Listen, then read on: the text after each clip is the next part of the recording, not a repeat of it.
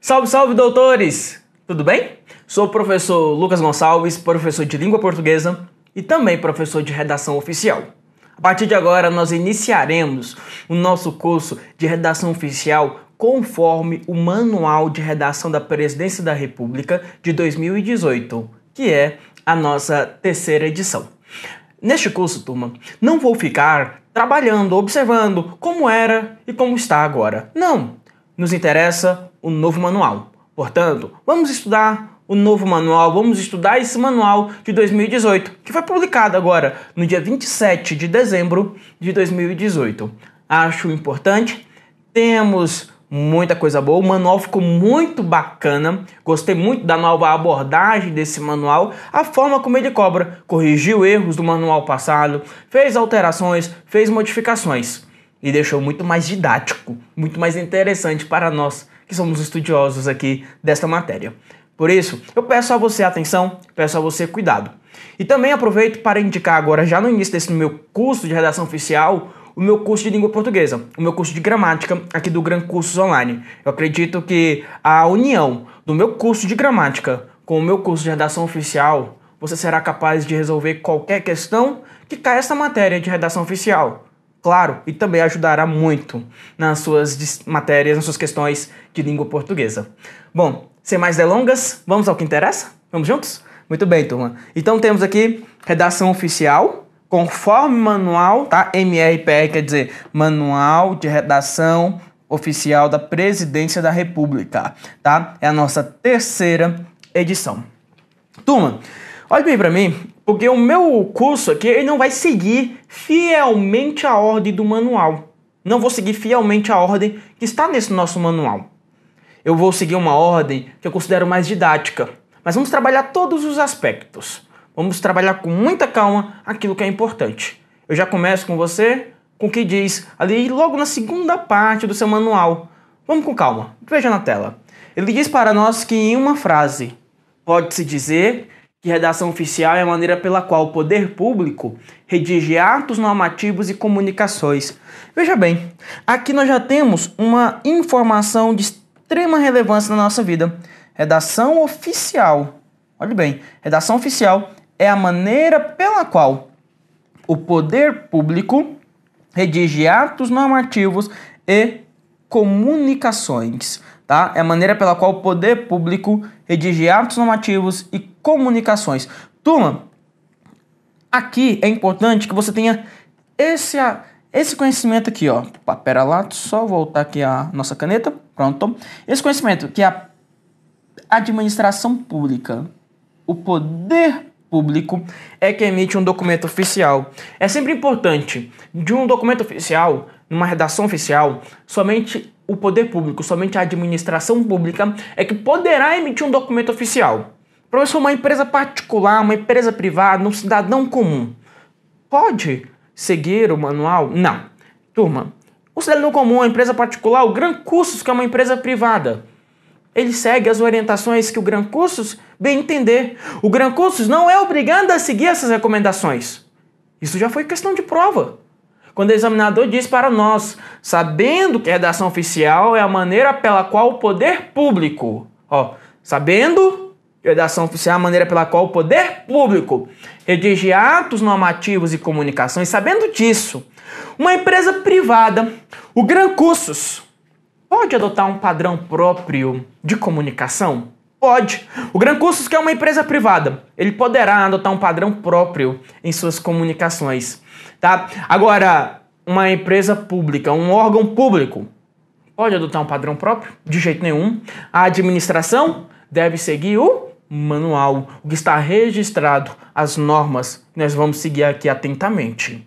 Também é comum o examinador me perguntar o seguinte, sabendo lá que na redação oficial é a maneira pela qual o poder público redige atos normativos e comunicações, sabendo disso, nas comunicações oficiais há sempre um único comunicador, item perfeito.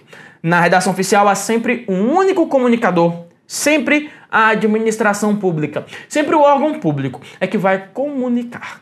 Vejamos mais, de olho na tela. Bom, também é importante observar o que diz o artigo 37 da Constituição Federal de 1988, que elenca os princípios da administração pública. Faltou um Szinho aqui, né? De os princípios. Então é importante saber lá o que diz o artigo número 37 da Constituição. Turma, o artigo diz lá para você, ó. Vamos só relembrar.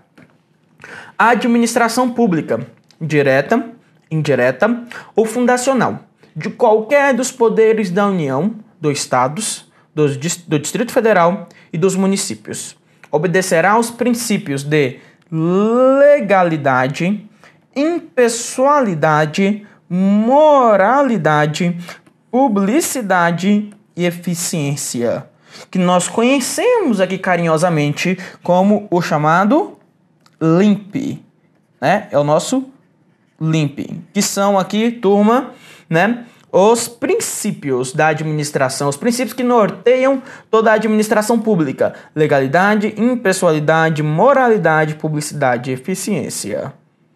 Bom, e o que é bacana é que a partir de agora serão 3 que irão nortear a elaboração de expedientes oficiais.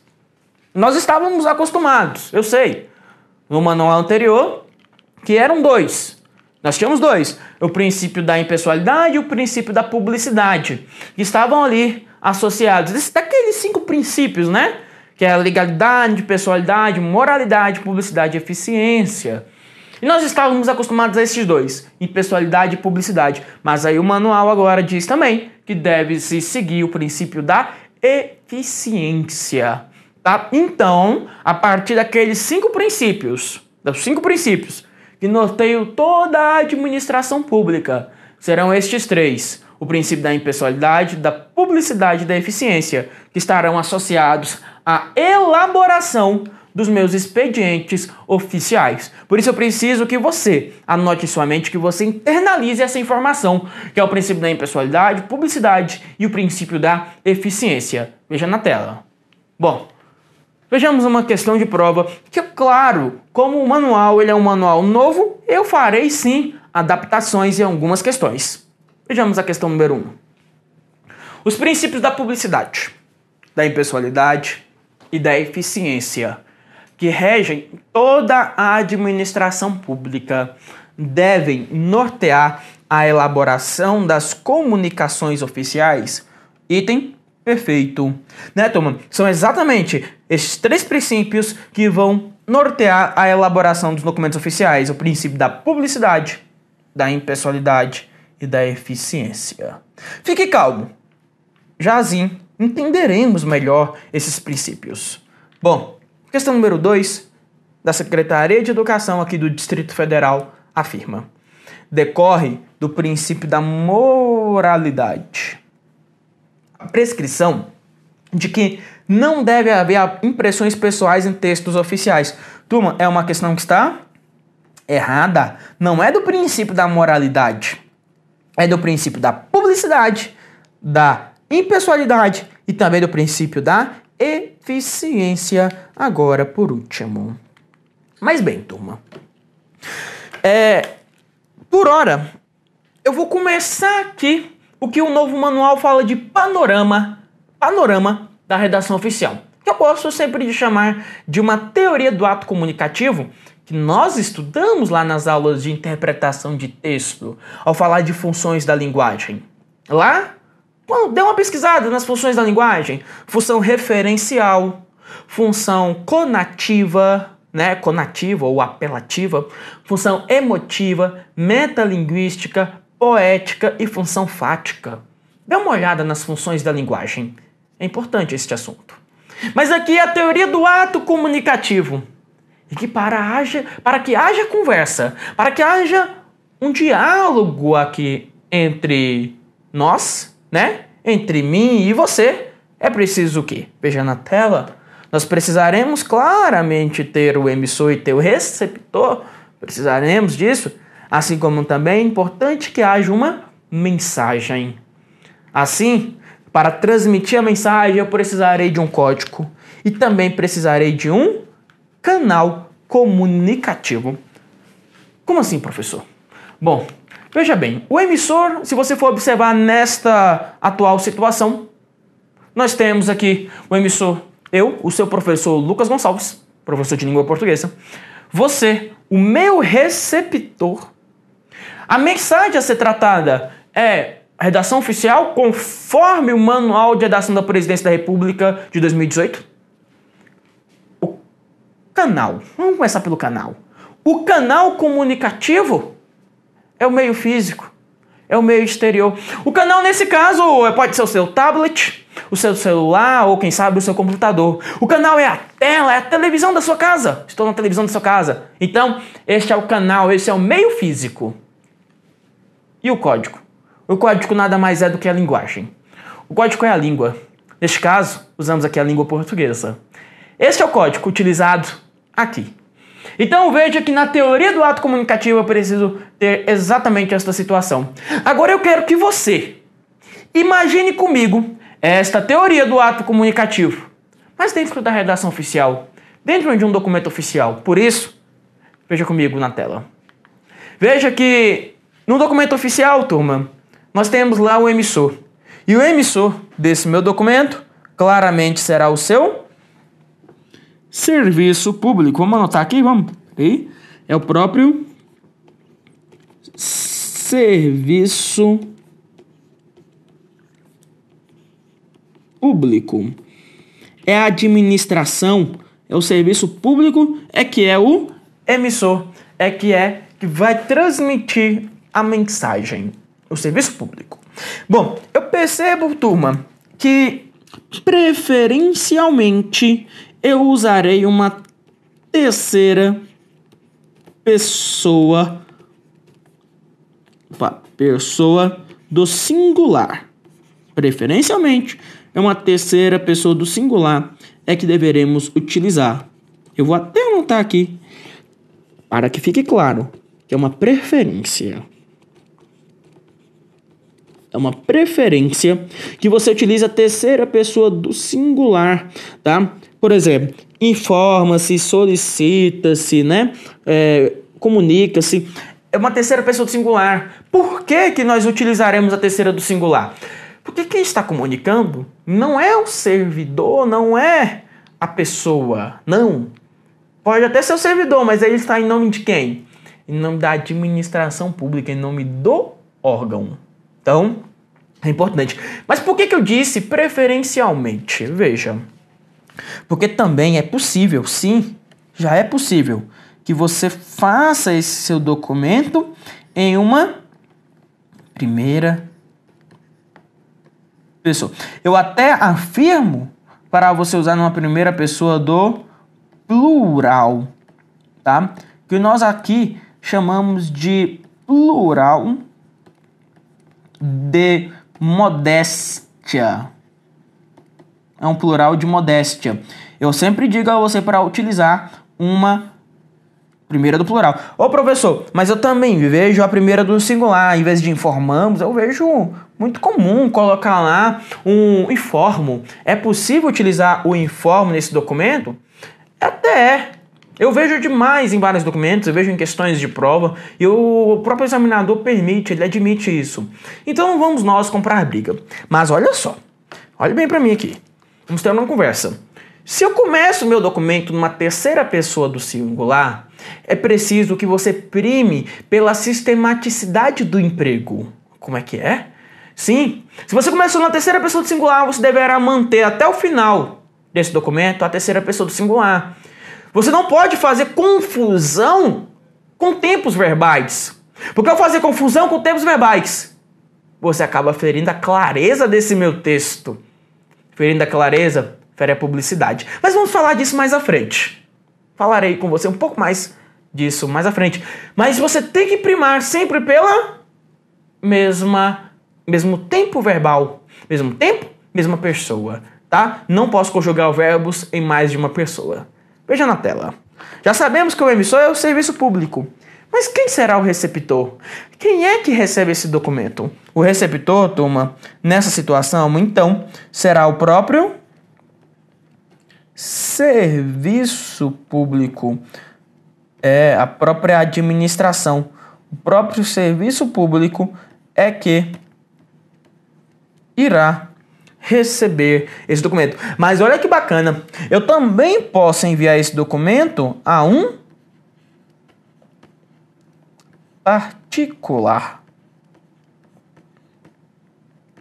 Então, turma, quem é que comunica? Quem comunica é sempre o serviço público. É sempre este ou aquele ministério, secretaria, departamento, divisão, seção, serviço, enfim, quem comunica é sempre o serviço público. Agora, a quem que nós vamos comunicar, né? Nós comunicamos necessariamente ao poder público, né? No caso de um órgão, uma entidade pública, uma instituição, né? Mas eu também posso enviar esse documento a uma instituição privada, né? A um particular necessariamente.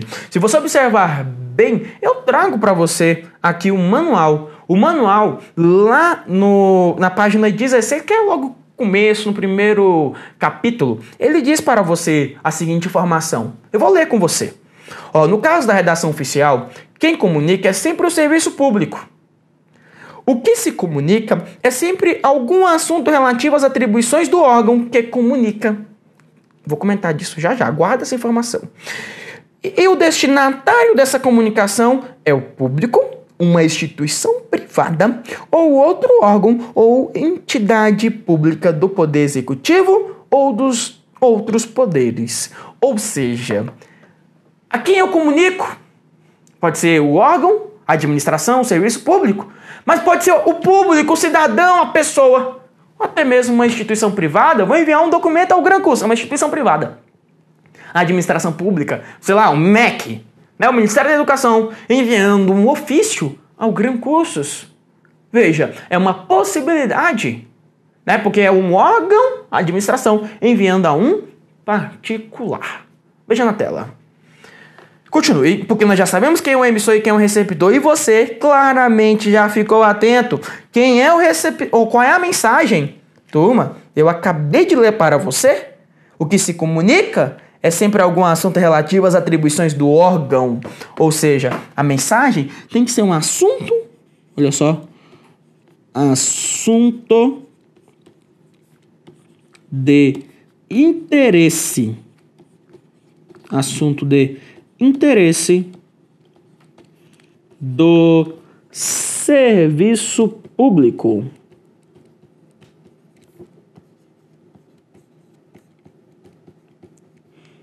Então, um assunto sempre de interesse da administração, sempre de interesse do próprio serviço público. Mas por que disso, professor? Porque nós temos o princípio da impessoalidade, que deve ser seguido atentamente. Por isso, a mensagem sempre de assunto do serviço público, sempre de interesse do serviço público. Veja mais. E o canal comunicativo? Bom, o canal aqui, nós sabemos que é o meio exterior. O canal, eu deixo claro aqui para você, que o canal é o expediente. O canal é o próprio expediente oficial. Este é o canal, é o expediente oficial. Por que, por exemplo, professor? O ofício é o canal. Agora é só o ofício, né? Porque o novo manual, ele já trabalha agora só com o formato ofício. Acabou aquela história de aviso, memorando e ofício. Não, agora é ofício. Ofício para tudo. Mas vamos entender isso mais à frente. Eu sei que você está aí ansioso para continuar estudando isso daí comigo. Então, tenha paciência. Vamos lá. Continue, porque o canal é o meio físico. O canal é o documento, tá? O expediente oficial, documento. Bom, e aqui chega a parte que mais vai nos interessar a partir deste momento. Porque agora, turma, nos interessa o código. O código, que é, vamos colocar aqui, linguagem. O código é a linguagem. Só que essa linguagem, turma, ela não pode ser de qualquer jeito. Existem normas a serem seguidas aqui. E nós vamos elencar cada uma delas. A primeira aqui, turma, é o seguinte. deve-se seguir uma norma culta da língua portuguesa. Deve-se primar pela norma culta da língua portuguesa. Ou seja, você não pode cometer nenhum erro de estruturação sintática, nenhum erro de concordância, crase, regência, pontuação, colocação pronominal, nenhum erro aqui será permitido. Além disso, seguindo ainda essa mesma onda da norma culta da língua portuguesa, o novo manual deixa claro a dupla dinâmica, coesão e coerência. Coesão. O texto tem que ser coeso e tem que ser coerente. Mas vamos entender em alguns instantes o que é a coesão e o que é a coerência. Além disso, eu devo aqui nessa situação primar pela clareza. A clareza, turma, que se você for observar bem, ela está aqui, ligada à publicidade. Ela está ligada à publicidade do meu texto. A publicidade que é aquele princípio da administração pública. A clareza está associada à publicidade. Porque como diz as palavras do manual, é inaceitável, diz o manual, é inaceitável que uma comunicação não seja entendida pelo seu destinatário, pelo seu receptor. É inaceitável, essa comunicação tem que ser entendida. E isso está associada à publicidade do meu documento. Ou seja, precisa ser claro. Veja mais, além da clareza que está associada aqui à publicidade, nós temos também que seguir a concisão. É o que, professor? Concisão, sim. A concisão, que é exatamente o quê? Um texto enxuto, um texto conciso. Turma, a concisão aqui, pode anotar que a concisão, ela é antes de tudo, uma qualidade. Uma qualidade de todo texto oficial. É uma qualidade. Tá, professor, mas o que é concisão? O que é concisão? Tá? A concisão, turma, é importante que você saiba que isso daqui é... Vamos anotar? Vamos anotar aqui, Anota para mim que a concisão é um texto objetivo. É um texto que você encontra lá mais ideias. E menos palavras. Tá? Então a concisão, ela é antes de tudo uma qualidade de todo texto oficial.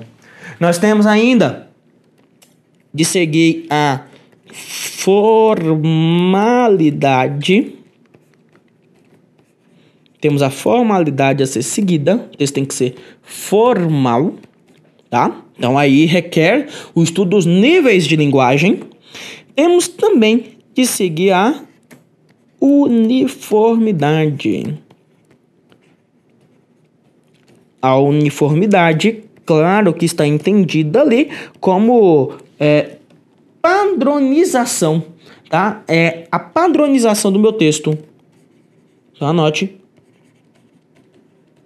É a padronização desse meu texto, tá? Lembre lá que falou em uniforme, falou em padrão, uniformidade. Lembre de uniforme. Uniforme significa única forma,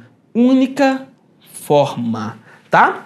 E claro, aqui, por fim, não menos importante, né? Nós temos ainda a ser seguido a impessoalidade. É a impessoalidade que deve lá ser seguida, tá? Aqui junto à clareza, você pode até falar mais um pouco. Clareza, vamos mudar só a cor, tá? Só a cor. clareza e... Olha só, turma. Também é importante que você deixe claro isso daí. É a clareza e também a precisão. É a precisão. Mas olha só. Nada de fazer um documento e dizer, peço urgência. Turma, existe uma máxima que o próprio manual fala, né?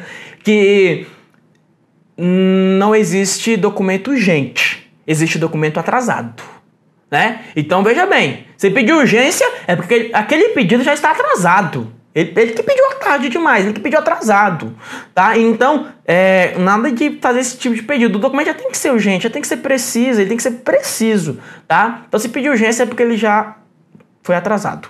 Então são esses aqui, ó, olhando na tela, são esses requisitos que devem ser seguidos dentro da linguagem, não é qualquer linguagem. Eu até gosto aqui de conversar com você sobre essa situação do código, né, que são alguns requisitos que devem ser seguidos, e eu gosto de explicar para você aquela situação entre o que é fala e o que é escrita. É sempre muito bom conversar e entender um pouco a língua.